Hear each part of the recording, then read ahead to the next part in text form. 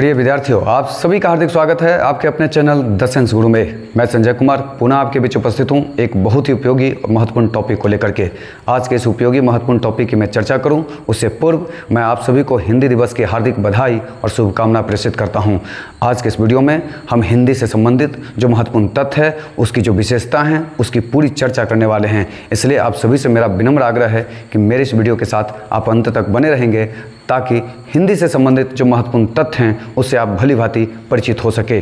जो सबसे पहला और महत्वपूर्ण तथ्य है वह यह है कि संविधान सभा के द्वारा, याद रखना है, संविधान सभा के द्वारा 14 सितंबर 1949 को हिंदी भाषा को आधिकारिक भाषा के रूप में चुना गया। तब से प्रत्येक वर्ष 14 सितंबर को हिंदी दिवस के रूप में मनाई जाती हैं। दूसरा जो महत्वपूर्ण तथ्य है वह यह है कि दुनिया के 50 करोड़ से अधिक लोग, याद रखना है कि विश्व में 50 करोड़ से भी ज़्यादा लोग हिंदी भाषा को बोलते हैं। तीसरा जो महत्वपूर्ण तथ्य है वह यह है कि हिंदी दुनिया की तीसरी ऐसी भाषा है जो सबसे ज़्यादा बोली जाती है। ध्यान से सुनेंगे, हिंदी दुनिया की तीसरी भाषा है जो सबसे ज़्यादा बोली जाती है।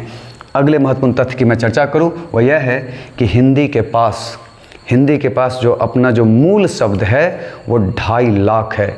ध्यान से सुनेंगे, हिंदी के पास मूल शब्दों की जो संख्या है वो 2.5 लाख है, जबकि अंग्रेजी के पास मात्र 10,000 मूल शब्दों की संख्या है। इससे पता चलता है कि हिंदी कितनी समृद्ध भाषा है।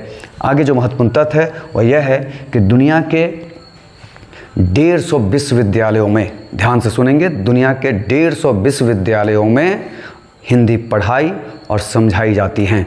ध्यान से सुनेंगे, नोट अवश्य कर लेंगे कि दुनिया के 150 विश्वविद्यालयों में हिंदी पढ़ाई और सिखाई जाती हैं। अगला जो महत्वपूर्ण तथ्य है वह यह है कि हिंदी को भाषाओं की जननी, संस्कृत की बेटी कही जाती हैं।